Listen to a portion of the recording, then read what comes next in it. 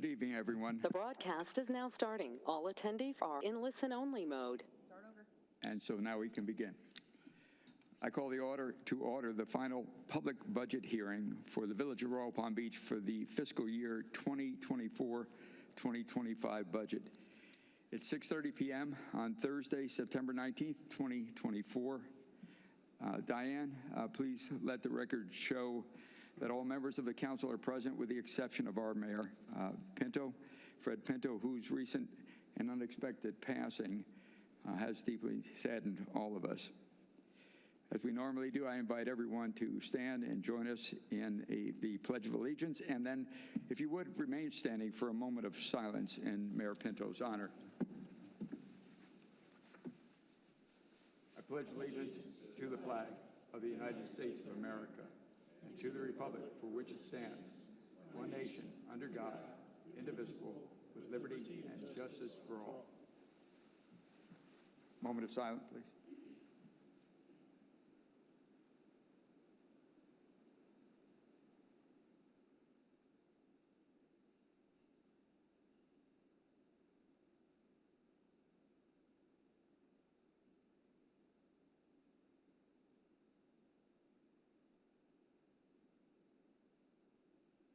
Thank you all.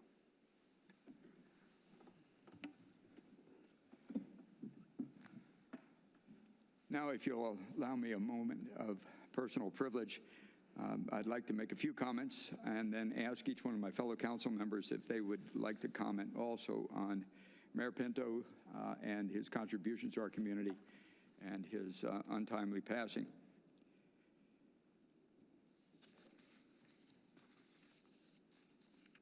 We are clearly deeply saddened and shocked by Fred's passing. In our collective grief, we wish to reach out and extend our most heartfelt condolences and continued prayers for his family, his wife, Danielle, and close friends. Over the past few days, I am sure that we all have received many messages from individuals throughout Palm Beach County expressing their sorrow and best wishes for his family and for our village. You know, he was well known and appreciated. He touched a lot of lives. And over the past 40 years, Fred has been involved in public service of a variety of kinds. He served more than 20 years on our council, and of course 6.5 years as our mayor.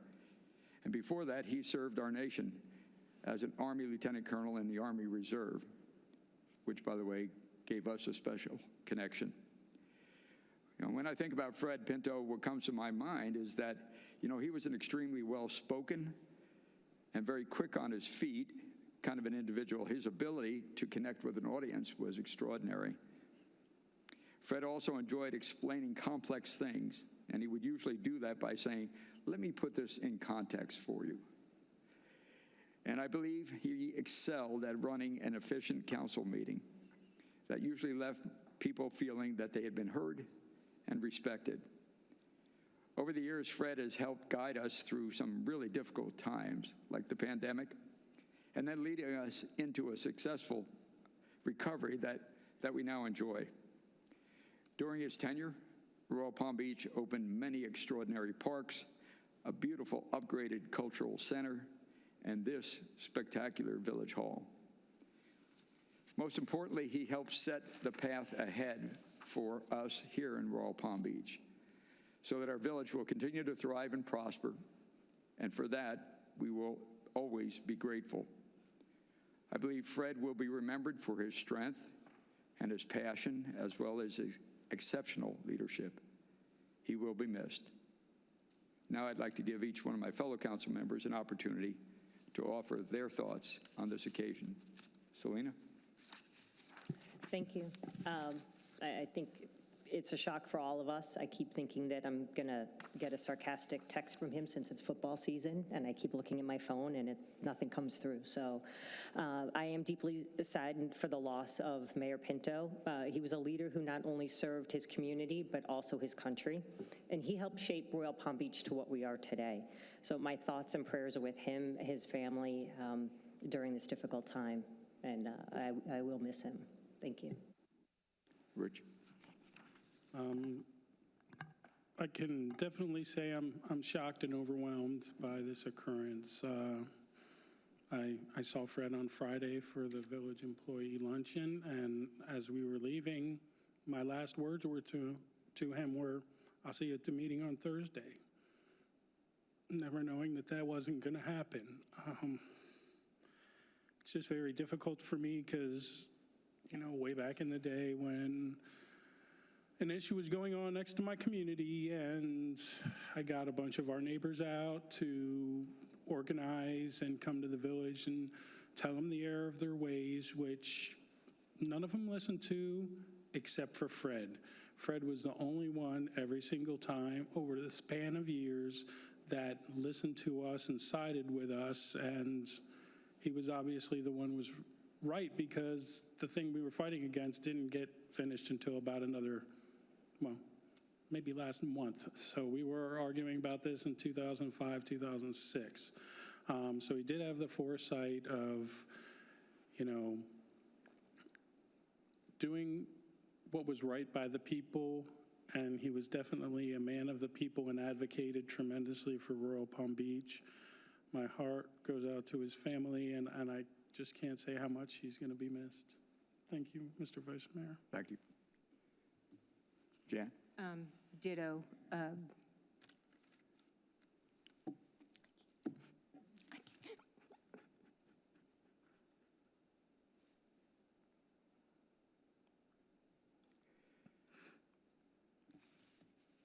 Okay, thank you. Well, as you can tell, we're all distraught and trying to sort it out, and yet we fully realize that in his honor, we need to carry on. As I said, and we've all said, he's put us on a great path here in Royal Palm Beach. It's now in our hands to carry it forward. So, Mr. Vice Mayor, I would like to recognize we have our County Commissioner Sarah Baxter here and a representative from Commissioner Michael Barnett as well, if we'd give them an opportunity to say a few words. would you care to say something?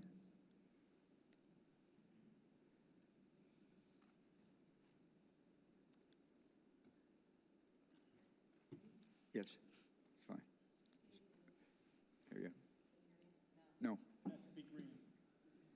Can you hear me? I can't. Thank you for letting me say something. It's a very sad reason why I'm here tonight, but a lot of people are unaware that the mayor and I had become close over the last year or so as friends. And he was actually the first one to inform me that I was unaware if he actually worked for District 6 for quite a few years under Jess Santa Maria. And it was just a pleasure getting to know him.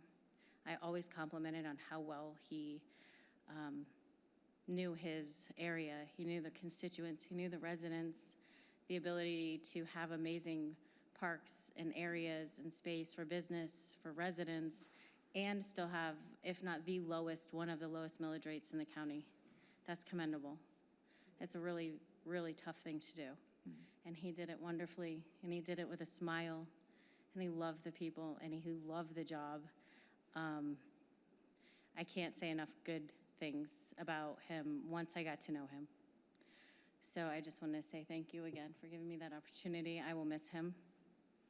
I haven't said this yet at a commission meeting, but I want to put it on your radar. I am going to ask that we name the county's building where my office is located after him.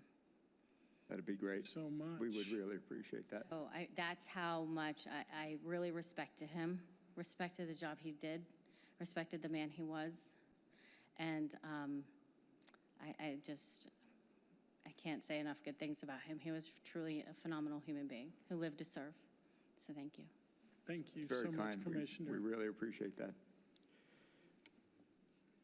It's extraordinary. Commissioner Barnett's office? Do you want to? Okay. Okay.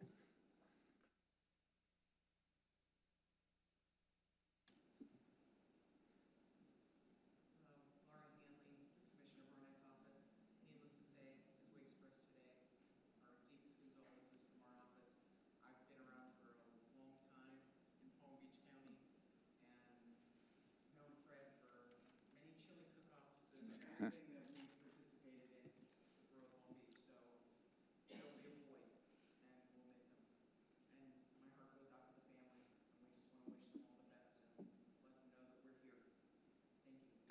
Thank you very much.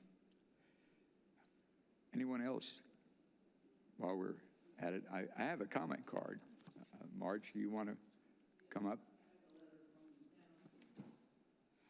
Now would be a good time.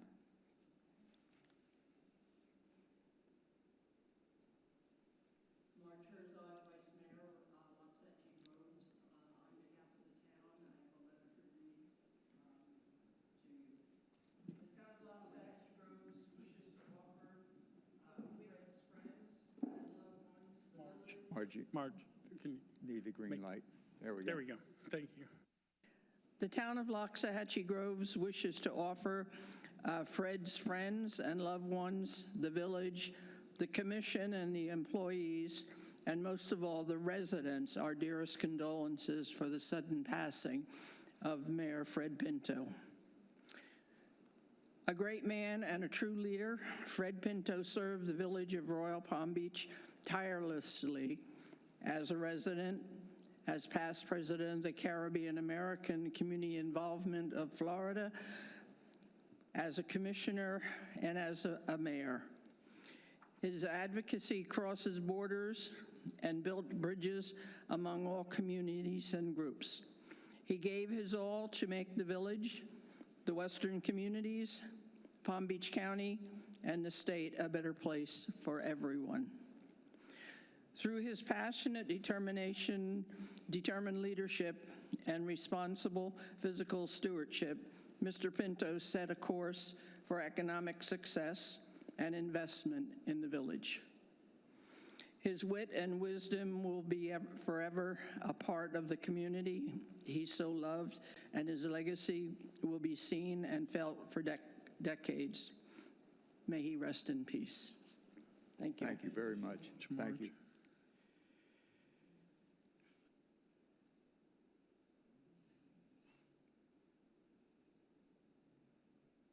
Okay, thank you all very much. One of the most difficult things is to press on with the business that we have the responsibility for, and especially in light of this experience, this sadness just goes on, and it will take time for us all to deal with it in our own way. And I know Fred would want us to press on. So let's continue with the remainder of the agenda for the final budget hearing. The first item is that I wish to announce that the proposed operating millage rate necessary to fund the budget is 7.04% above the rolled back millage rate of 1.7937 mils. Secondly, I wish to announce the proposed operating millage rate is 1.9200 mils for the general fund. And I believe that's 15 years in a row that we've kept that village rate constant. Now I'd like to call on the village's finance director to review the budget highlights and identify any changes since the first budget meeting that we did. Sharon? Thank you, Vice Mayor and Council. Tonight before you have for your final hearing the budget for the fiscal year 2025. The proposed budget is $68.2 million. The general fund budget is $31.3 million. The stormwater utility budget is $1.4 million. The capital improvement budget is $28.8 million. And the reserve for future capital is $6.7 million. Since the last budget hearing, there has not been any changes. Okay. Thank you.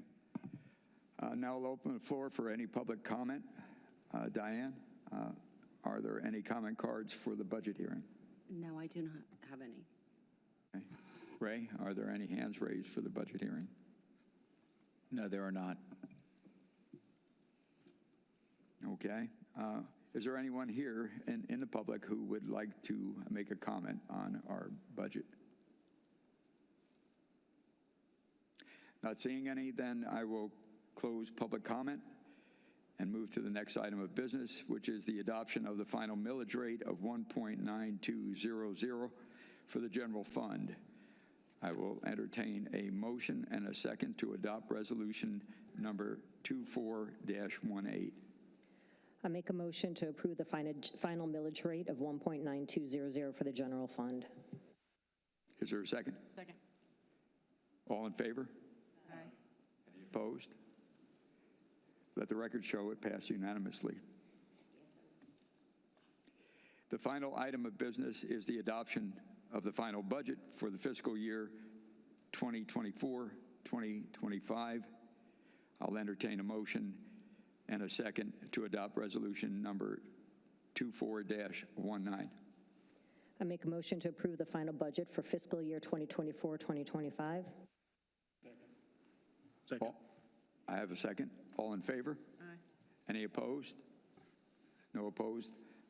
Let the record show it passed unanimously. Thank you very much. I will now close this public budget hearing. The meeting is hereby adjourned. If the council is okay with us just continuing on into the regular meeting, then we will do that at this time. Thank you all.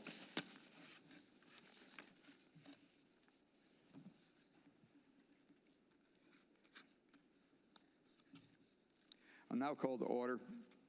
I don't need to use the gavel again.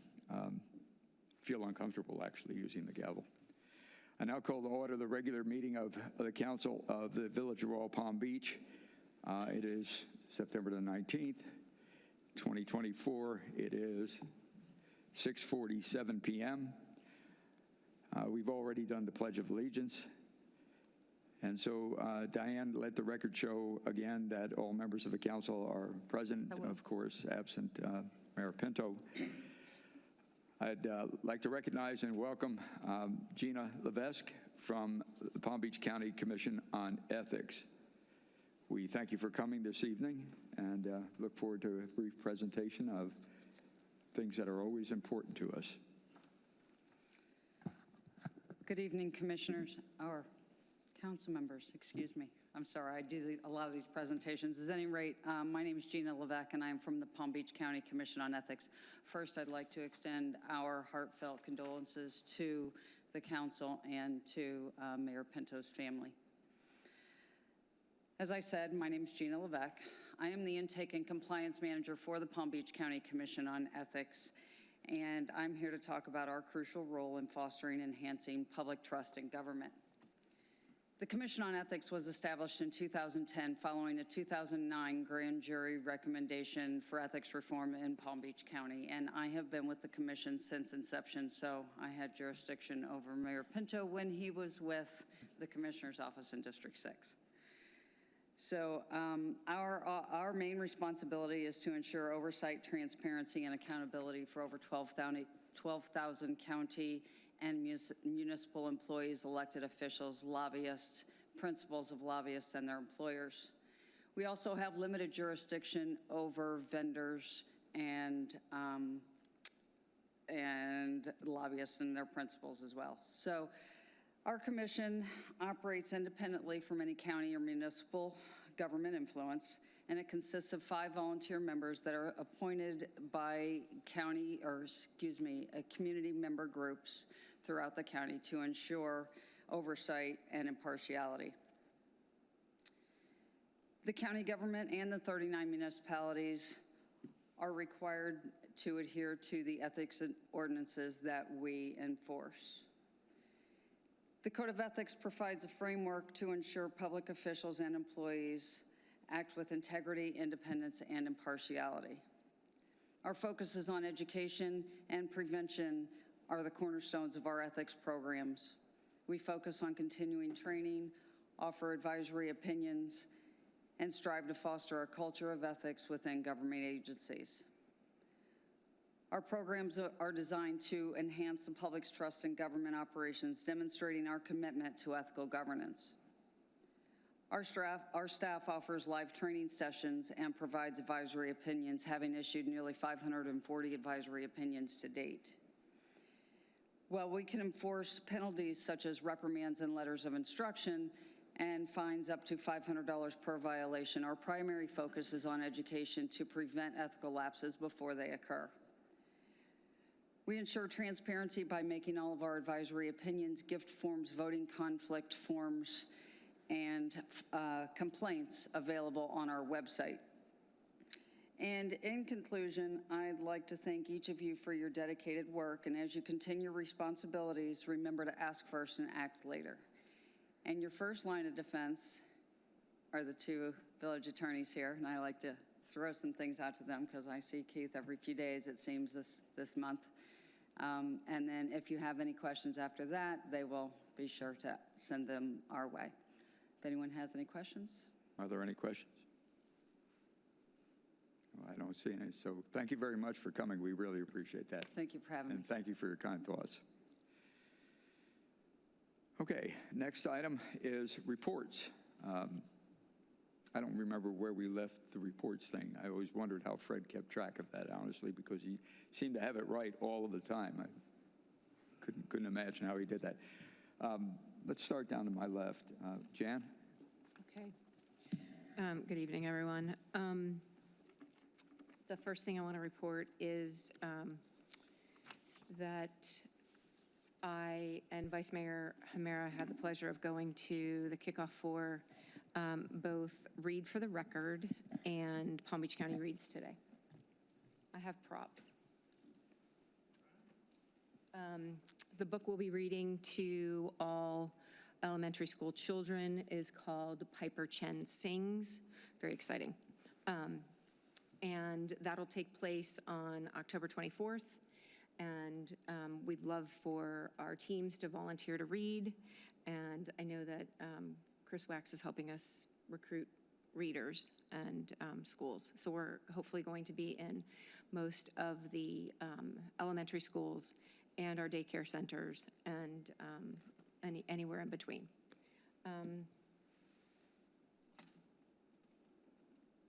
They also announced the Palm Beach County Reads, which is the adult program.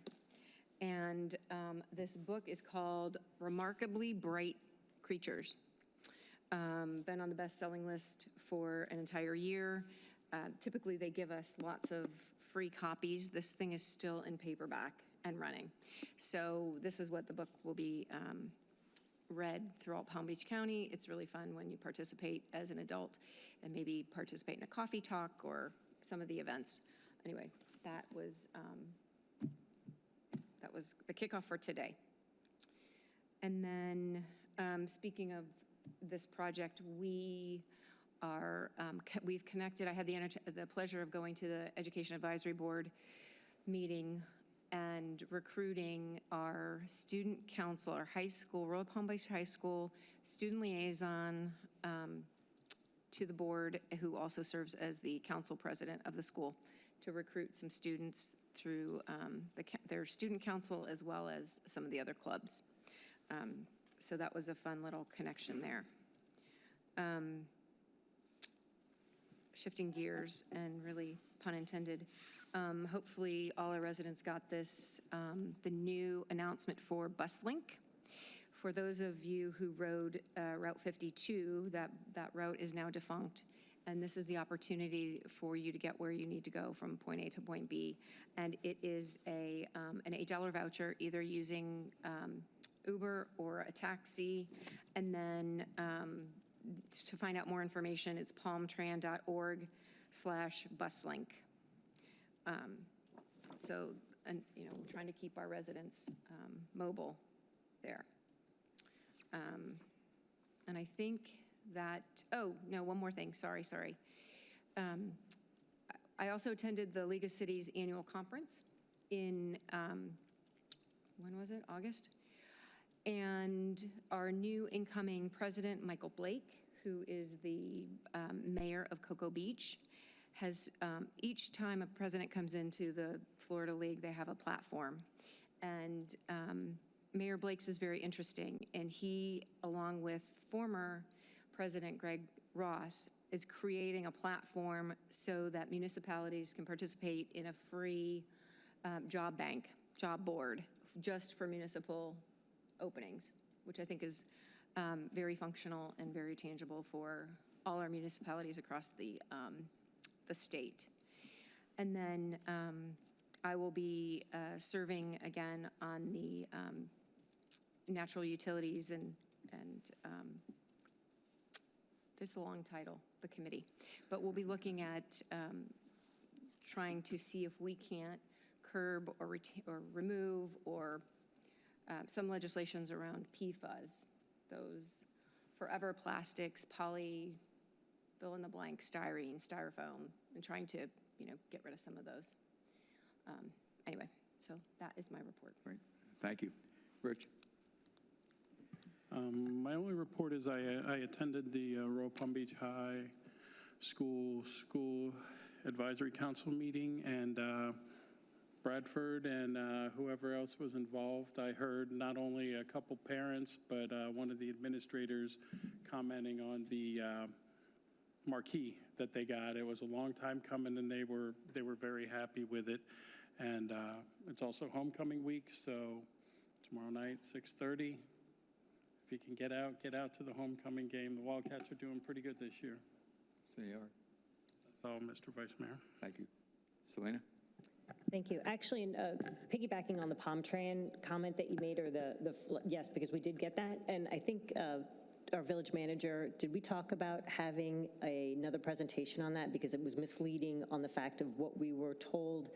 It was from a home to a bus stop, or bus stop to a home or resident that we could use it, and now they are going back to it's just bus stop to bus stop. So do we have information, or can you get more details on that as the changes occur? No, we were going to get a hold of Palm Tram and ask them why that changed. We have not talked to them yet.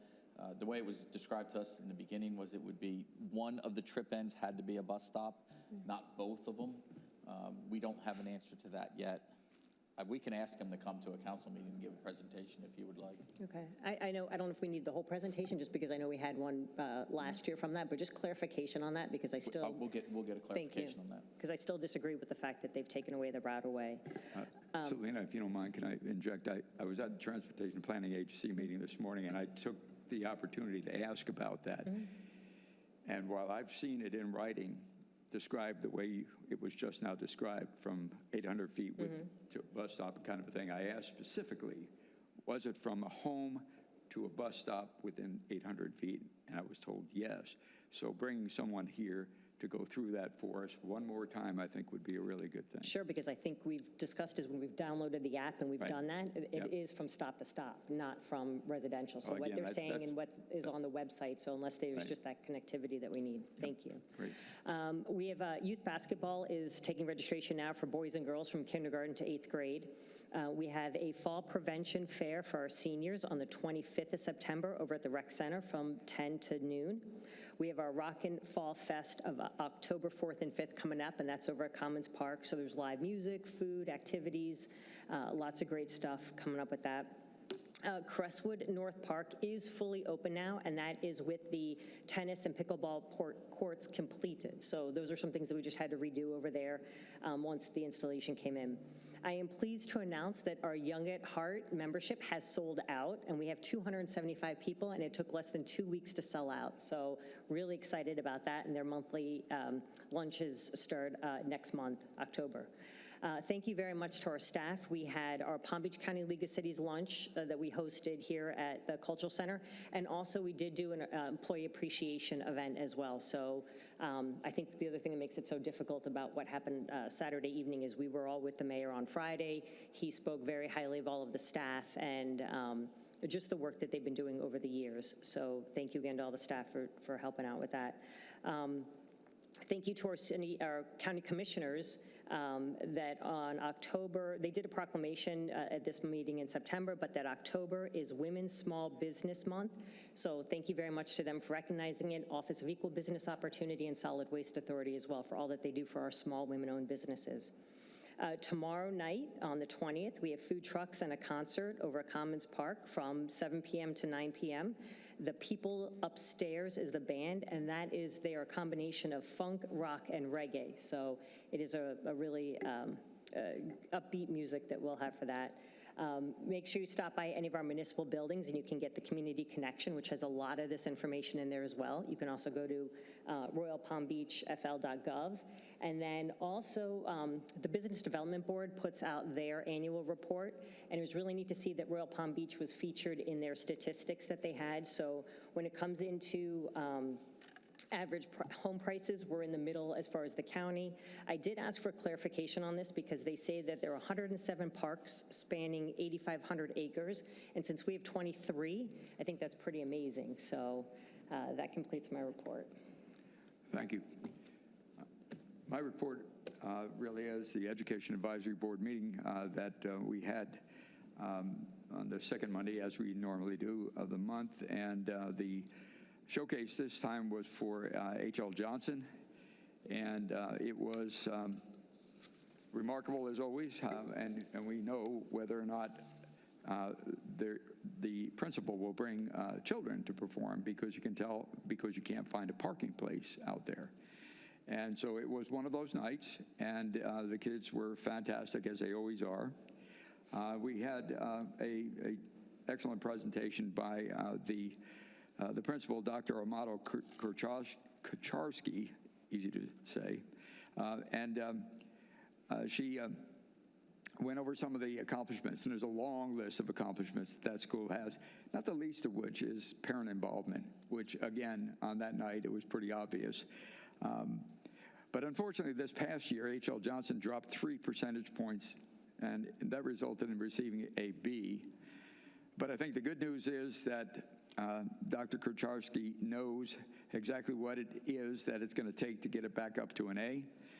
She described a rigorous plan for improvement that's actually currently underway that includes in-class teaching support, year-round professional development, strategic monitoring of data, and intentional planning for instruction.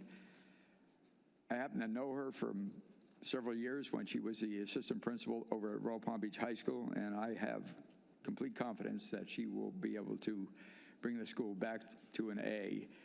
We are very fortunate. We have tremendous elementary schools here in Royal Palm Beach, and so I'm sure H.L. Johnson will come back up to that A level again. So that completes my report. I think that completes the reports for this evening.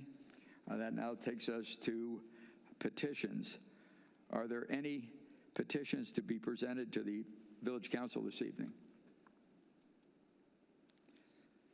Okay, seeing none, I now open the floor for public comment on non-agenda items and consent agenda items. Ray, are there any hands raised? No, there are not. Anyone else who would like to make a public comment on a consent agenda or on non-consent agenda items? Okay, if not, I close the floor for public comment. We now move on to the consent agenda. Thank you, Diane, would you please read the consent agenda? Yes, I will. Number 1, approval of the minutes of the council regular meeting of August 15th, 2024. 2, approval and authorization to renew Naviline Enterprise Resource Planning, ERP software, annual licensing and support agreement with Superion Public Sector Incorporated in the amount of $68,000. 3, approval of a bid award and authorization for the village manager to enter into a contract with Epicurean Park LLC, doing business as Next Era Services, the lowest responsible bidder, in the amount of $105,000 for grounds maintenance service on Crestwood Boulevard and Village Hall Complex. 4, adoption of resolution number 2420, resolution of the Village Council of the Village of Royal Palm Beach, Florida, adopting a revised schedule of fees and charges, specifically repealing resolution 2339, providing that the schedule of fees and charges shall be available for inspection at all times at the Village Hall during regular business hours, providing an effective date and for other purposes. 5, approval and authorization for the village manager to enter into a professional services agreement in the amount of $26,558 for project management services with Project Team Incorporated for various projects in the Village of Royal Palm Beach. 6, approval and authorization for the village manager to execute the 4th addendum to provisions of services agreement between the Village of Royal Palm Beach and Haverland AG Innovations Incorporated to revise the compensation section of the current agreement, Section 3, to correct the not to exceed amount for this contract under the current contract term. 7, approval and authorization for the mayor to enter into a new interlocal agreement between the Village of Royal Palm Beach and the School District of Palm Beach County for the mutual use of recreational facilities. 8, approval and authorization for the village manager to renew the agreement with Nevis Cleaning Services for custodial services, cultural center events commencing October 1st, 2024, and ending September 30th, 2025. 9, approval and authorization for the village manager to enter into an agreement with Florida ULS Operating LLC, doing business as Haverland AG Innovations Incorporated, for annual turf maintenance services at 4 multi-purpose athletic fields located in Katz Soccer Complex, and turf maintenance services for the remaining 3 months of 2024 at 4 multi-purpose athletic fields located in Seminole Palms Park at a cost not to exceed $167,775.27 by piggybacking the Village of North Palm Beach term contract date June 27, 2024, and approved via resolution number 2024-50, which is in effect through October 1st, 2027. This item is budgeted in account 001-7200-572-3490. 10, approval of a special event permit for the Village of Royal Palm Beach to hold Rock and Fall Fest on Friday, October 4th, 2024, from 5 p.m. to 10 p.m., and Saturday, October 5th, 2024, from 1 p.m. to 9 p.m. at Royal Palm Beach Commons. 11, approval and authorization in accordance with established policy to make a budget amendment for Fund 303 in the fiscal year 2023-2024 budget. Said amendment to transfer a total of $5,200 from Fund 303, undesignated fund balance, to Commons Park Security Camera Project PR 2110. 12, approval and authorization for the village manager to enter into the first addendum to agreement for security systems installation services to add additional services in the amount of $5,101.12. 13, approval and authorization to establish a self-funded insurance stabilization reserve and transfer $6 million of excess unassigned general balance fund to the self-funded insurance stabilization reserve. 14, approval and authorization for the village manager to enter into a renewal contract with the Florida Municipal Insurance Trust to cover property, casualty, auto, and workers' compensation for policy period fiscal year 25 for the Village of Royal Palm Beach. Thank you, Diane. Any members of the council wish to pull any of the items of the consent agenda? Pull consent agenda item number 4, please. Any others? Okay. Then I will entertain a motion to approve the consent agenda. The motion to approve the consent with the agenda exception of items 4. 1 through 3 and 5 through 14. Second. All in favor? Aye. Opposed? Passes unanimously. Thank you. Selena? And actually, the village manager can go over this. Specifically, my question is with number 4, because we had talked about at one of our council meetings regarding lighting our public schools use our, specifically the stage over at Commons Park. So can you tell us what's changed in here that includes that? So yes, what we did as a result of the successful event that H.L. Johnson did at Commons Park last year, where they ran 2 nights, I think a Tuesday and a Thursday night, where they had their their holiday performances right before Christmas. It was a very successful event. From that, since we don't rent out our stage, anybody that wants to use it like that would have to get the council to co-sponsor and give staff direction to to do a special event permit before we could even allow them to do a special event permit. As a result of that event and a direction from council, what we did is we added to the page 25 of the schedule of fees the following statement: in order to accommodate large performances, Royal Palm Beach Public Schools and public charter schools within the boundaries of Royal Palm Beach may apply for a special event permit for the use of the outdoor amphitheater at Commons Park. The use is limited to Monday through Thursday, not falling on a holiday. The special event permit will require the schools provide its own sound and lighting, 2 PBSO permit deputies, and compensate the village for the cost of 2 Parks Department staff at $35 an hour. The special event permit shall be applied for a minimum 45 days in advance. So what this does is it allows all the public schools and the public charter schools within the limits of the Village of Royal Palm Beach to fill out the special event permit. And that special event permit then is reviewed by the technical, it's a technical review, TSR, technical staff review. Once it meets the criteria of our codes and ordinances, it's passed on to the council for their approval. So just for clarification then, would we co-sponsor? It's not a co-sponsor. It is not co-sponsor, so they can go ahead and do that and apply. And this is just to our schools, so we will not do this for other organizations out there. That is correct. It's just for the public schools. Okay, thank you. For large events. We said large performances because it's really, our cultural center will handle up to about 400 or 500 people, so it's for events larger than that, and that's why the need for the staff. Any other comments or questions from anyone? If not, I make a motion to approve consent agenda item number 4. Second. I have a motion and a second. All in favor? Aye. Opposed? Let the record show that item number 4, consent agenda, passed unanimously. Thank you.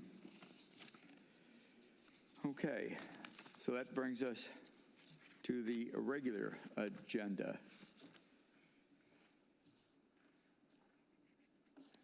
Let's see. So moving on to the regular agenda, we have 2 items on this evening's regular agenda. I see Bradford standing here. Both are quasi-judicial hearing items. The first is a public hearing to consider variance application number 24-049 PBAR, an application by RP Logistics LLC to allow a parking variance from section 23-51, parent 2J, to allow for 159 parking spaces where the village code requires 256 parking spaces, a variance of 97 parking spaces for a property located at 100 Aldi Way. Since this is quasi-judicial, will the village attorney please swear in witnesses and handle the ex parte? Thank you, sir. Yes, I will. Can the applicant come to the podium here for me, sir? And can you give your name to the council, please? Yeah, Mark Smiley, Smiley Associates. Thank you. As he said, this is quasi-judicial. Can you raise your right hand? And Bradford, I'll swear you in at the same time. Do you both swear affirm to tell the truth, the whole truth, and nothing but the truth? Yes. Thank you. And I'll turn back to council and ask for any ex parte disclosures on this item. Applicant and staff. Applicant and village staff. Okay, thank you. Okay, thank you. So I'll turn it over to Bradford then to do the presentation. Great, thank you, Vice Mayor. Good evening, everyone. The applicant is requesting a parking variance from Village Code of Ordinances, section 2351 2J, to allow for 159 parking spaces, where Village Code requires 256 parking spaces, a variance of 97 parking spaces. Section 2351 2J requires a minimum of 1 parking space per 500 square feet of gross floor area, plus 1 space per employee on maximum work shift. Be provided for industrial manufacturing uses. Currently, the 24,373 square foot space is parked for an office warehouse combination. That requires 1 parking space per 300 square feet of office and 1 parking space for 1,000 square feet of warehouse space, for a total of 32 parking spaces. The variance request is being made in conjunction with a special exception use approval request in order to allow the development of a manufacturing, limited processing, and assembly use.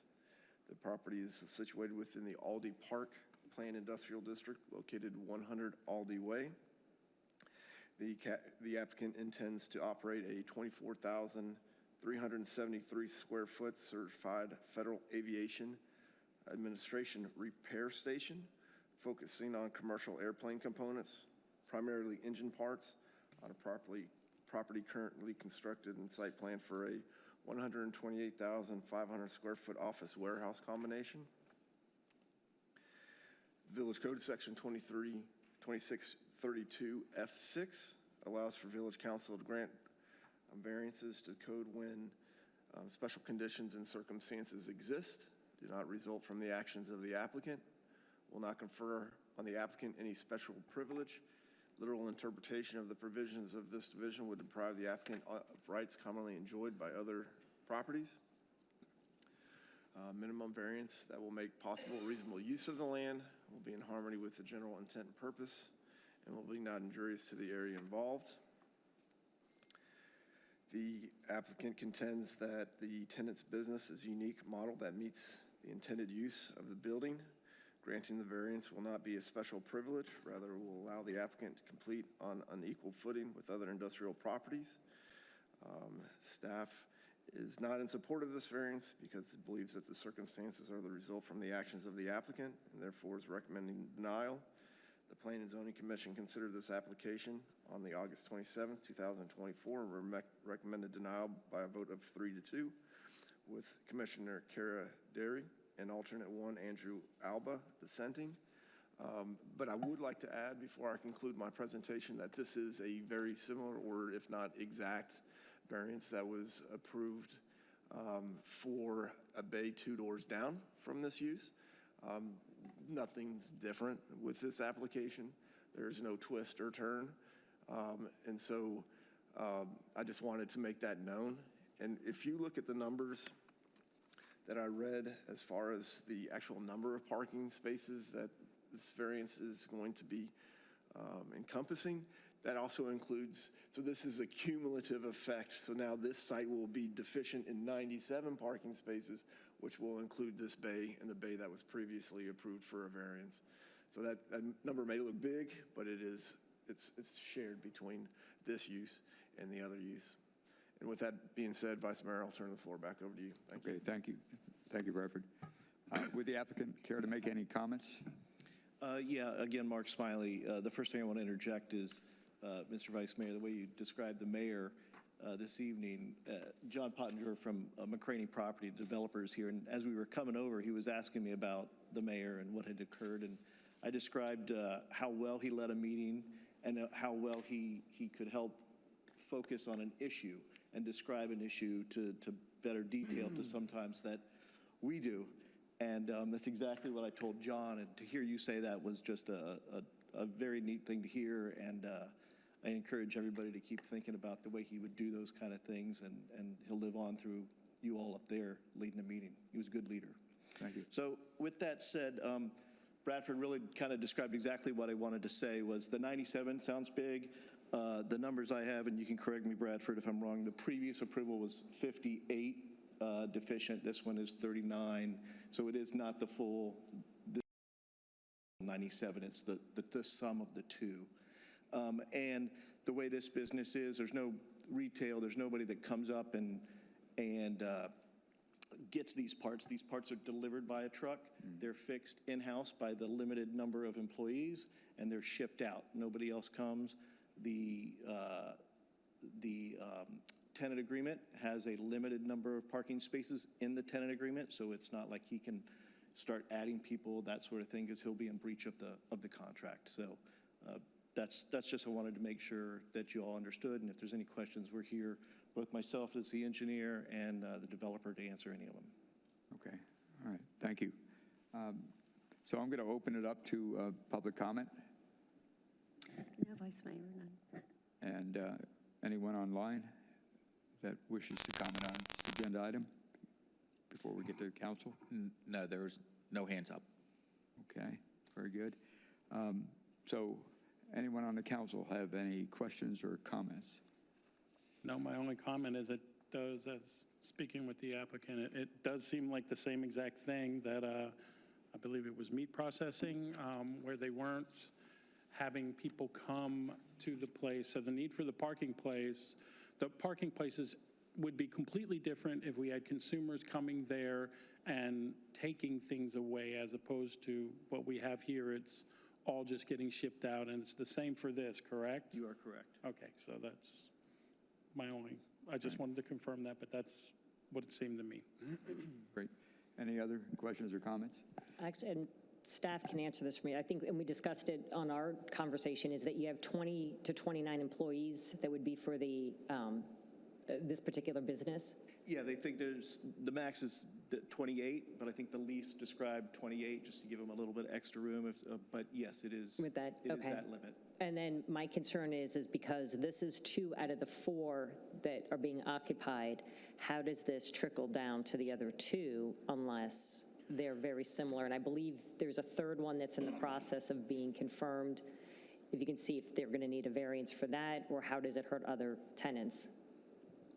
So the tenants that I'm aware of is the Bush Brothers, this aviation, and then there is the British Feed, which is in line with your office warehouse style use.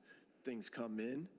No, there's no processing of that. It's the storing until it is sold, and then it is taken to the place of sale into the market.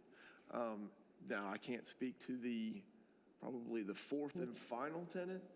The only thing I can add, I don't know about the other tenant, but let's say future tenants, the remaining square footage of the building, minus the 2 that we're talking about, the code is going to require 77 parking spaces to meet the code for that remaining square footage. There's 107 spaces available for that. So there's still several parking spaces, 30 spaces over. Okay, and then just for clarification, variance is specifically for this tenant, so that in the event that this tenant leaves, the next one would then have to go through the process again? So now, the way that variances work, variances run with the land. So this variance for the total number of parking spaces will be for this, but it will be for this particular use, because on the next item on the agenda is for a special exception for the manufacturing limited processing. And one of the conditions of approval is that special exception is for that particular tenant, which is this aviation. And the idea there is that as we're beginning to wrap our minds around this manufacturing limited processing and how we want to park it, one of the things that we kicked around is have it parked for the maximum employees. But how do you do that at site plan? Because that's going to be a set number. And then somebody may come in and they're much more intense and they have a lot more employees than you're underparked. But that's why we had the condition of approval. You'll see the condition of approval on the special exception for this particular use. Mm-hmm. And then it would revert back to the office warehouse, which the site plan was parked for. The numbers were parked for that square footage of office warehouse. And I believe when the building was built that it was not intended for commercial, so we don't have to worry about public going back there. Everybody at the building are employees. Correct. No, thank you.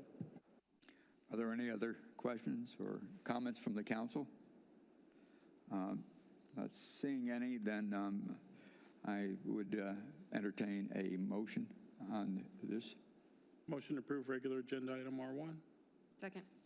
I have a motion and a second. All in favor? Aye. Opposed? Let the record show that it passed unanimously. Thank you. The second regular agenda item is a public hearing to consider application number 24-048 SE, an application by RP Logistics LLC, and adoption of the resolution number 24-17, confirming council action. The applicant is seeking a special exception use approval to allow for a manufacturing limited processing and assembly, i.e. Cabinetry, et cetera, within the existing building in the industrial limited IL zoning district in order to operate a 24,373 square foot certified Federal Aviation Administration repair station within the Aldi Park Planned Industrial District, PID, located at 100 Aldi Way. Do we need to swear in again, or is it? The applicants, Mr. Vice Mayor, are already sworn, but I'll just ask the council for any ex parte disclosures on this item. Just The same staff and the applicant. applicants. Thank you. Okay, thank you. So then I turn to Bradford again. Great, thank you, Vice Mayor. As he stated, this is an application for manufacturing limited processing special exception. I'm going to jump right in. In reviewing the proposed special exception, village staff considered compatibility with adjacent land uses, consistency with the village's comprehensive plan, and conformance with the village's development standards for the industrial limited zoning district. More specifically, whether the proposed special exception is consistent with the standards of the village's comprehensive plan, complies with all development regulations of the village code, does not have adverse environmental impacts, have adverse vehicular or pedestrian traffic impacts, does not have an adverse impact upon public facilities, does not have an adverse impact on adjacent properties, compatible with the character of living conditions of the existing neighborhood, does not have an adverse impact on property values in the adjacent areas, and not a detriment to the improvement or development of adjacent properties. It will not reduce the quality or quantity of light and air available to adjacent properties. The Planning and Zoning Commission considered this application and recommended approval. And so staff is recommending approval with these conditions here on this slide. More specifically, A, the special exception use approval shall become null and void should the operator Novo Aero Services LLC cease operations at this location. And that concludes my presentation. I'll turn the floor back over to you, Vice Mayor. Thank you. Okay, thank you. Does the applicant care to make any additional comments? Nothing to add, but here to You're answer any satisfied questions. with the staff presentation? Okay, great, thank you. The floor is now open for public comment on this agenda item. Diane, are there any comment cards? No, Vice Mayor. Ray, are there any hands raised? Is anyone here that would wish to make comments or ask a question on this agenda item? Not seeing any, I will close the floor for public comment at this time. Are there any comments or questions from the council? Okay, not seeing any, then I am looking for a motion and a second on this agenda item. Motion to approve regular agenda item R2. Need a second? Second. Okay, I have a motion and a second. All in favor? Aye. Any opposed? Let the record show that regular agenda item number 2 passed unanimously. Have a good evening. Congratulations, thank you. Okay, so the third regular agenda item, I'm going to turn to our village manager and ask him if he would please explain the item. Okay. This afternoon, I emailed everybody this document here on discussion on mayor's seat vacancy. This is this one here. And this one was drafted by our attorney, Keith, and it cites all the specific sections of the code and goes into considerable amount of detail on the whole vacancy and all the what-ifs. I'm not going to read this document to you because I'm hoping everybody saw that. I have the Cliff Note version that I'm going to go over real quick. The purpose of this agenda item is to give the council the opportunity to discuss the current vacancy in the seat of the mayor created by the untimely passing of Mayor Pinto, and to make a decision on whether or not to make an appointment by resolution into the vacancy. Village Council by resolution can, but is not required to fill a vacancy until the next election. Without an appointment, if seat 1 and 3 runs for the vacant mayor's seat, their seat would be vacant after the election. If seat 1 or 3 is appointed to the mayor's seat, then their open seat can be advertised and the qualified highest vote-getting candidate can be elected as opposed to being appointed. Per council's vice mayor rotation schedule, seat 1 is currently serving as the vice mayor and is performing the duties and responsibilities of the mayor. The council member appointed would need to resign their current seat and accept the appointment. And that is this document in a nutshell. There is obviously more detail in here. There's a whole lot of what ifs you can consider and try to figure out. It's not always easy to do that, but the bottom line is, if anybody from seat 1 or 3 chooses to run for the mayor's vacant seat, then that will leave their seat, since their term isn't up this next election, it would leave their seat open after the election. And this is just, we recognized this past week.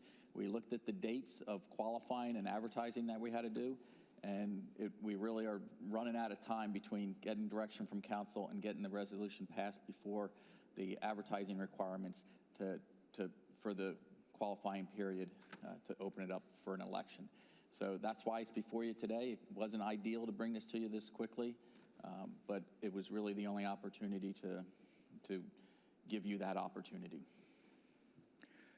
So is there a deadline then in order to be able to advertise it appropriately? Well, the way we have, if we get direction from council tonight, we will bring a resolution back to you October 17th meeting.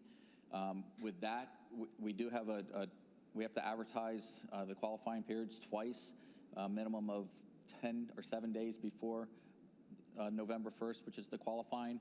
We typically run them a couple weeks apart.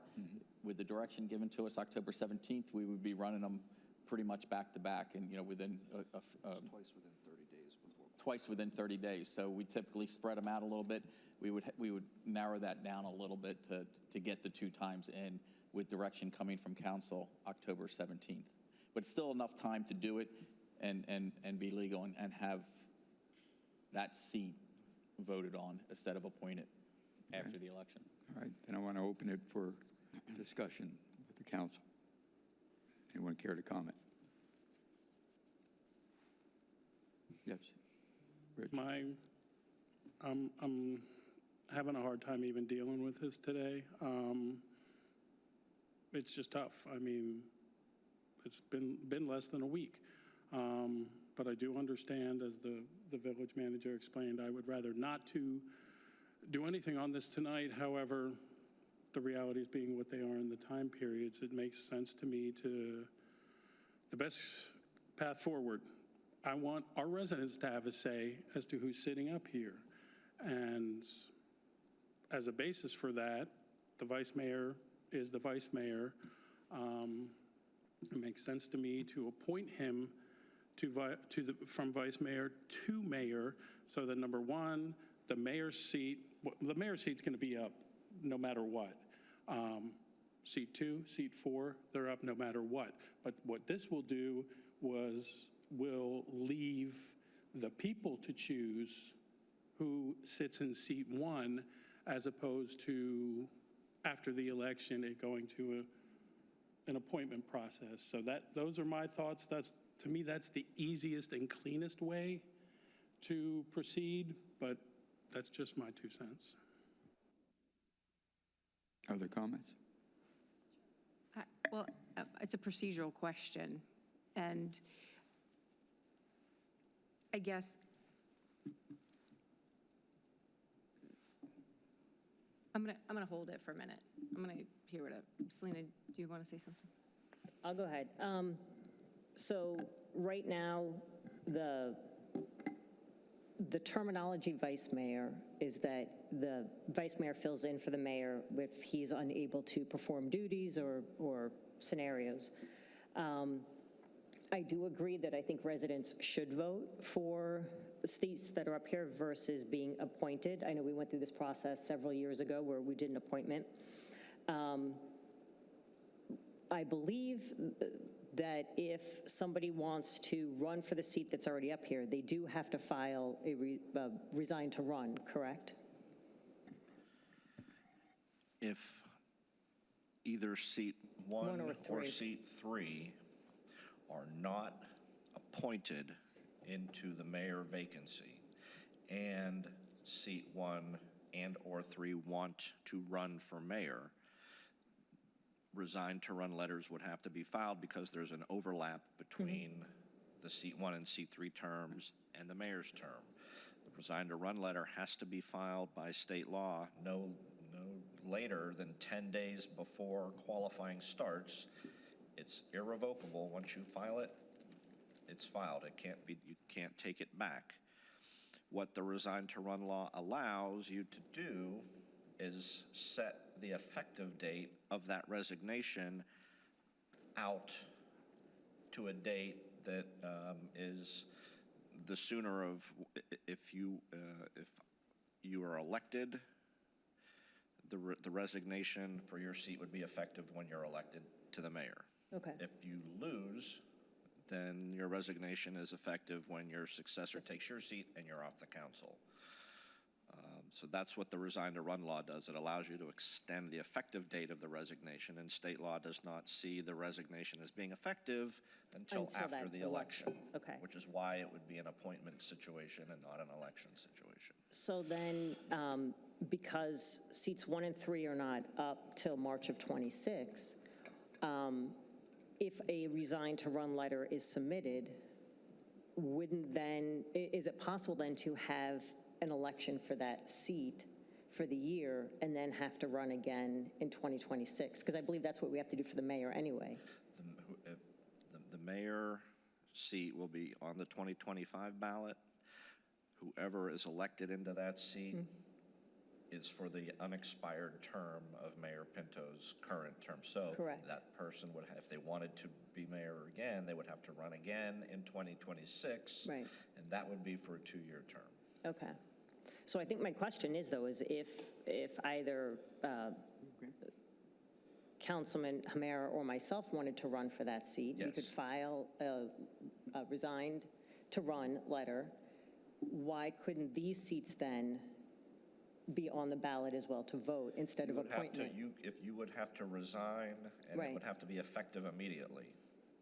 Okay. Because otherwise, the resignation, it doesn't happen until after the election. Okay. Well, that's right, but you'd still have an election. So my question is, though, is if seat 1 or 3 ran, wouldn't we then, one of them would be gone? Well, we'd both be gone if we both ran, so why wouldn't we just If have you an both election to ran- both those seats? And you were the only two to run. Presumably, one of you would win. Right. And it would be the mayor, the other one of you would lose, and you would be off the council. Right. That the person who lost wouldn't be off the council until after the election. So there's no vacancy to deal with until after the election. Okay. I'm just saying is because you have to have an election anyway, why not add those 2 seats or that seat to the The only way you could March do of that is 25? if the resign to run letter made the resignation effective now. Okay. So that, but then you'd be off the council now, and you'd be running not as an incumbent, but just as a unelected person, Okay. like anybody else who could qualify. Okay. That was I didn't understand why we just couldn't add that seat then, knowing, but I understand what you're saying. Okay. And it's the timing of the advertising for the qualifying period. Right. We have to run it, we have to do 2 ads within the 30 days before November 1st. The town crier goes out on the 18th, or the Friday. The 18th. So that Thursday, for the next week, it goes out the 18th. So we could get it in that local paper, and we can get it in the Post twice that following week before the November 1st deadline. Okay. And that's like the absolute minimum. I think even if you did, the resign to run letter at the 10th day before the qualifying period, I'm not even sure that would be enough time to get it in the newspapers. Okay. So I'm not even sure if you did it at the last day of that you would have to hand it in, that Right. we would have enough time to get either of those seats as part of that election. Okay. I think the concern, I know Councilman Valentis, what he was saying with that, my concern is I think appointing somebody to mayor is making the decision for the residents instead of the residents making that decision. Plus, I also think that it's an unfair advantage because now that terminology is being used as well. So I would prefer to leave the seat vacant. The vice mayor fills in for the mayor since in his absence, and leave it that way. So basically, what I'm hearing is we don't want the voters to vote for an open seat. We want council to appoint instead of putting the choice before them. Well, what it's happening, though, is that we're making the decision for the residents on the mayor right now. Well, but they're voting for mayor in 2025, where they won't Right. be voting for seat, well, under your circumstances, they're not voting for seat 1 in 2025. So why say, okay, it's okay to vote for mayor, but we don't want them to vote for seat 1? I mean, that's not making sense. And if you ran, then that could be 2 seats that are going to get appointed, theoretically. So I would rather have the seats in front of the voters so that they can choose the people instead of, theoretically, it could just be a council of 3, and then those 3 people are going to appoint 2 other people, and the voters will have no say in that. And I guess that's my Well, if I my remember issue. correctly, the last time we were in this situation is that we as a council decided whether we wanted to appoint a resident or if we wanted to leave the seat vacant No, the last time we were dealing with this, it was the It was mayor me. finished his term, and then the, No, he didn't. yeah, No, he didn't. It was, the seat was vacant, and we appointed. the mayor, the previous mayor, Oh, Maddie? Matty, finished his term. Okay. And then one of the council members chose to run for, and they actually happened to be seat 4. So they were running the same time the seat 2 and the mayor's seat was running. So they chose to qualify for the mayor's seat instead of seat 4. That left that open and needed to be appointed after the election. Well, the time I'm referring to is when Mayor Pinto, or Councilman Pinto, resigned to run, left his seat vacant, ran for mayor. Never left this vacant. No, because then we appointed, we chose to appoint a resident to that seat versus, But village attorney, did 2016. he ever vacate that seat, or was he abandoned from the seat because he got elected to a new seat? no, he had resigned to run because that's the same situation we're in right now. But his resign to run took effect when the new term started. So when you do your resign to run 10 days before qualifying, you do it effective of the person that would replace you. You do it. Right. The latest your resignation can be effective is the day you win the election or the day your successor takes the office because you lost the election. And that's the only reason it's 1 and 3 is because you guys overlap the mayor's seat. I mean, that's the latest you can make your resignation. You could make it, you could resign today, effective tomorrow, and then that seat would be on the ballot. So, but going back though, is we as a council, there was 4 of us up here, had a decision whether we wanted to appoint a resident to fill the vacant seat that the mayor left, who's now the mayor, or we could leave that seat empty until the following year. So here's where that decision-making comes in here. Right now, you have, the council has a choice to appoint someone into the vacancy that is the mayor's seat. You can make that decision, and if you appoint somebody sitting up here, that will create another vacancy. So by way of example, Councilwoman Samuels, if you were appointed into the mayor's seat, now seat 3 is vacant. Now the council has a second choice. Well, we can appoint into that vacancy, or we can let that vacancy ride until we'd be able to put that on the March election, or you could just put on the ballot. You could make a decision if you want to temporarily appoint someone for between now and March, or just let that vacancy ride. That would be your choice. But it would go on the ballot if the vacancy is effective now. We have the ability to advertise that and put it on the ballot. So that's the difference. As a technical question then, if we appoint somebody, and it doesn't have to be one of the 4 of us, it could be anybody, correct? That is correct. Okay, so if somebody's appointed, are they considered the incumbent at that point because they were appointed? Yes, you'd be Okay. appointing, whoever you appoint to sit in that vacant mayor's chair Right. is the mayor. Right. Then, by virtue of the appointment. And But you can't say re-elect that person because they were never elected. Right. how, campaign finance and what goes on the Yeah. signs is a different topic for a different day, but that person would be the mayor. Right. And they would be an incumbent. Whether you could say re-elect or not, again, I think that's probably a deeper discussion for another time. So let's go back to the appointment piece, right? If the seat's vacant and we were to appoint someone from this council, does that not, don't we also have to advertise for the appointment for the public who's not on the council for the mayor's seat? The code just simply says that if there's a vacancy, the council shall have the power by resolution to fill the vacancy. You have the option to do that. You're talking about the unexpired term, which is from today until March. If you wanted to open up, and ask for applications for other interested people. Are we required to, I guess, is my question. No, the code does not require that. The process is yours for filling these vacancies.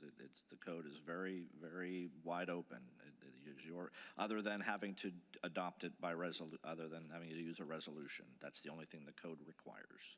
And foggy on the dates, but didn't Fred just get reelected this past March? Yes.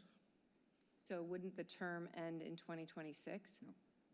So this will be on the ballot in 2025 for 1 year because your code talks about filling the unexpired term. Then that person would have to run again in 2025, and then you're back on, or again in 2026, and then you're back on the 2-year cycle.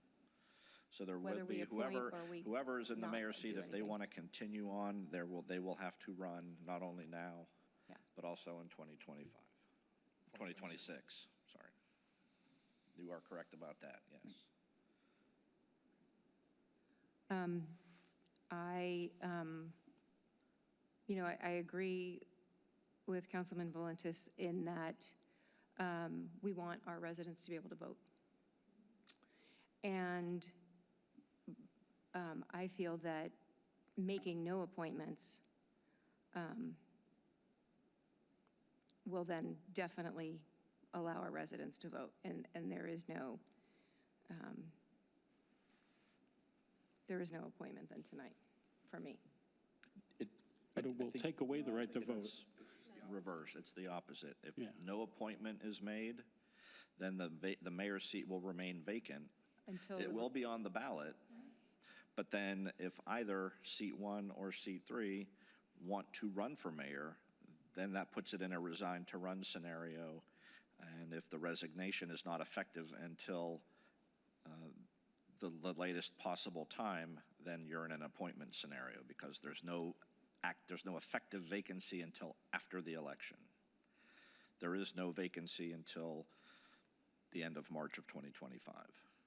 If there's no if there is an appointment, the person who's appointed presumably will accept that appointment and vacate either seat 1 or seat 3 right now or next month. And that's now a vacancy now that can be advertised and put on the ballot. But you have to make the appointment to create the seat 1 or seat 3 vacancy now to get that on the ballot. If there's no appointment, there's no vacancy created now unless seat 1 or seat 3 just decide, I'm just going to voluntarily resign effective immediately, come off the council right now and run for mayor, which, you could do that, but the law would allow you to stretch your, stay on the council and the effective date of the resignation not be until after the election. And then you're in an appointment scenario because there's no vacancy to fill until after the election. You have to create the vacancy now Right. to get that seat on the ballot in 2025. Otherwise, there's no vacancy. The mayor vacancy is on the ballot no matter what. Seat 2 and seat 4 are on the ballot no matter what. Right. What's left is either you create a vacancy in seats 1 or 3 by appointing that person into the mayor's seat and allowing that vacancy to get on the ballot, or there's no vacancy created right now, and it's up to seat 1 and seat 3 to decide what they want to do in terms of resigning to run. And if they resigned to run and there was no appointment, then you would be in a position of having 2 appointments after the election. Right. Potentially. To avoid the 2 appointments after the election. You can't avoid 1 if they both run. Right. But you can avoid 2.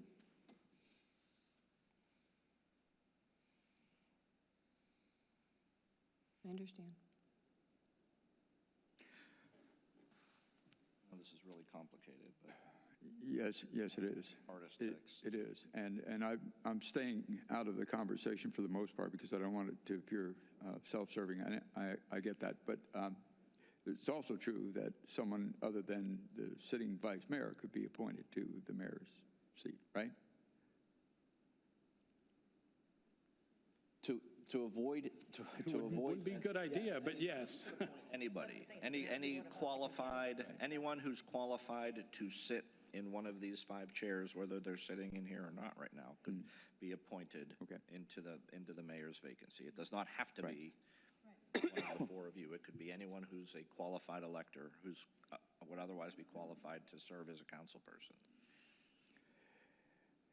But if it's anything other than seat 1 or 3, then That makes sense. it wouldn't make, you would, a 2 or 4 wouldn't make a difference.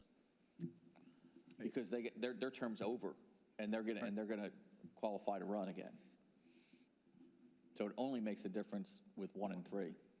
Only seats 1 and 3 that have the resign to run issue. Right, okay, I understand. So, as far as I'm concerned, recognizing this could be misread, one of the things that, having been through that appointment process, my experience says it's very, very difficult to find a process that even approximates the results that we would get from an election. Then saying also, allowing the voters to decide who sits up here is exactly the right thing to do. And it's not self-serving, that's my opinion. I would, having been through this process, I remember how challenging it was. And I'm going to say that we were lucky that we wound up with the person that we selected. But my recollection of that process was that it was something that could have gone another way, which is just more justification for turning it over to the voters, in my mind. So that's my opinion. Are we at a point of... I don't think you've actually really clarified what your point is besides turning it over to the voters. Are you saying let the voters decide on mayor and leaving the seat vacant, and you will just continue the duties as vice mayor, filling in for the mayor? No. So what are you saying? I'm saying appoint. You want to be appointed to mayor. Is that correct? See, as soon as you do that, it immediately puts me in a position where it looks very self-serving. If we decide that we should appoint someone, it doesn't make sense for 2 and 4, seats 2 and 4, 1 and 3. That's why I'm just asking for clarification, because I didn't understand what you were saying. I did not get a point to your comment. That's why I was asking for clarification on that. If I could, Yeah. sorry, if I can ask a question? Right. Really, what staff is asking for is the council to tonight make a decision. Do you want to appoint someone into the vacancy of the mayor's seat, or do you want to let that vacancy ride until the March election? You don't have to make the decision on who gets appointed tonight, but if you decide you want to make an appointment, then staff will bring you back the resolution, which is required to fill the vacancy at your next council meeting. And that would, not a big fan of kicking things down the road, but the decision on who could then be done at your next meeting. Tonight, it's the decision on if. Okay. That's what we're asking tonight is, do you want to appoint or do you not want to appoint? And then you can decide who to appoint if you decide to appoint at your next meeting when we have the resolution before you. And if Is that clear? Rich? it's clear to me, but I guess it wouldn't matter if, I don't know if I'm allowed to ask these questions, but Jeff, do you want to run for mayor? Yes. Selena, do you want to run for mayor? I'm still processing the loss of our Okay. last mayor, so I don't want to make a decision. So there's no commitment Right. one way and the other way. So to me, that makes sense exactly what Keith said. I mean, I think, because let people vote. We should appoint someone and if it's Selena's open seat or if it's Jeff's open seat, let them vote on it because we're going to have one open seat, clearly, period. And are we going to have one open seat or possibly 2 open seats? If we don't appoint, that's going to be 40% of our council. That is not one person in Royal Palm Beach will vote for that. And that is just not a good idea. That's not good governance to me to take 40% of our council's decision, who's sitting up here, away from the voters. So that's why my vote is I'd make a motion, not to a person, but I would make a motion to appoint someone to the vacant mayor spot. And that would be the direction of the staff to prepare a resolution to that Correct. effect. And then, you know what? Gives us a little time to hear from people and what their thoughts or impressions are instead of, as Selena said, I'm not uncomfortable being up here right now. I'm not uncomfortable having this, no, I am uncomfortable. I'm not comfortable having this discussion. It's very painful to me, but I think this is the best way forward for the village. So I'd make a motion to direct the staff to construct a resolution To fill the appointment, for to the make the appointment of the appointment. vacant seat of mayor. I understand the motion. Okay. Is there a second?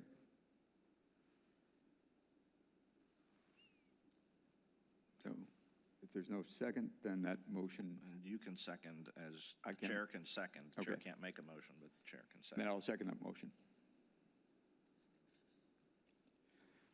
Okay, we'll put it to a vote. Discussion. Unless there's any further council discussion, you could call the question. Any further comments, questions? Okay, and I will call the issue. All in favor? Aye. All opposed? Again, No action is taken on No a action. 2-2 vote. Are there any other motions? any other motions? I just have a question regarding procedure. Can we, I know you wanted direction for that, for this. Now that we've kind of gone through, we have the letter from, the email from the village manager. Can we revisit this conversation at the October meeting and then take action from there? Now that we've kind of gone through all the scenarios and now we can take our time.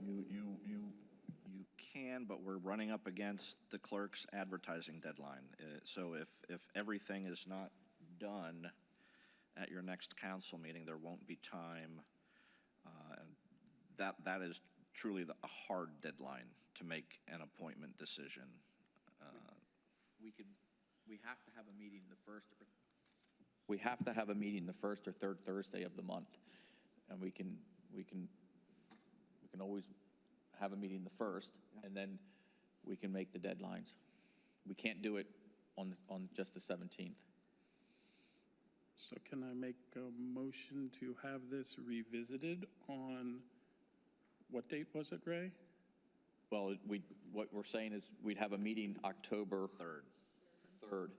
October Which is 3rd, the to first have this the as an first Thursday agenda of the item month. to discuss further? To discuss and make a decision. We'd have to Unless leave that we meeting. stay the we'd have- same, unless it's the We'd have to same leave way. that We meeting ju- with a decision. We would just discuss or this no again because decision. 2-2 means nothing happened. There's no winners, there's no losers. But I think now that we have a better understanding of all the scenarios and all the information, I think we can take the 2 weeks to process it and go through. And I'm sorry to have no put the problem. pressure on the staff No, and the no short problem with time that. frame, but I think then this way it'll help, it's less than a week and we're trying to figure out. So, No, it is true, that's true. I need more time to think about it. okay, so understanding that taking more time would work for all of us. One thing I will remind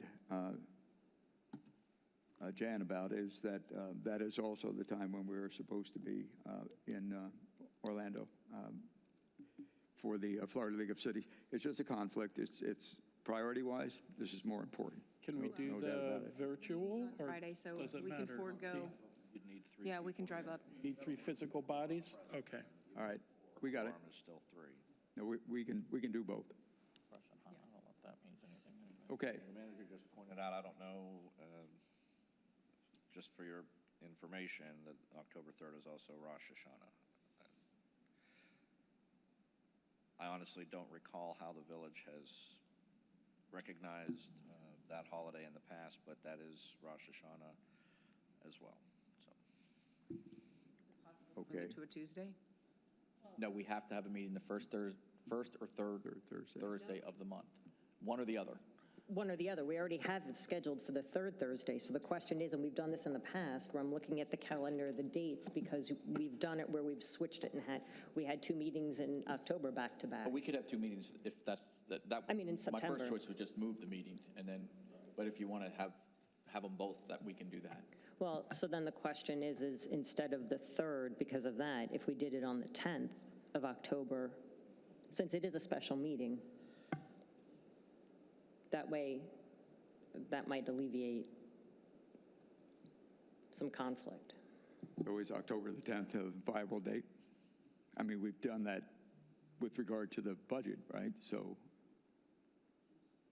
You could have a special meeting on the 10th, as long as you also have at least regular one meeting other on the meeting 3rd. on either the 3rd or following the 17th, 17th. yeah, right. Also call We'll a do what we special just meeting. did. We just had one last I week. think I and we just said have one- that, Oh, but sorry. yeah, Okay. exactly. I mean, Sorry. we just did exactly that. Our Yes, you first can do hearing on the budget was last week, and here we are with the following week, and we're doing the same thing. So if that makes sense, and would give everybody time to consider it, That makes sense to me. do we need to direct? Yes, please, that would, And I think the motion is to bring a resolution to the October 10th meeting for the appointment to the vacant mayor seat. And it won't have a name, and it We won't don't have a have name to in it. do it. As Selena said, we don't Right, have we to do don't it. have to, but we can at least have the document so that the option to make the decision which is would bring it available. close to a final decision. Okay? Correct. Do you Be need, untimely. right, do you need any specific other direction from us? Do we need a motion for that? Need that motion. I'll make a motion to have a special meeting on October 10th to address the issue of the village staff drafting a resolution for the appointment of the vacant mayor spot. There's a second? Second. All in favor? Aye. Aye. Any opposed? No opposed, it passes. Thank you all very much, I appreciate it, and the meeting is adjourned.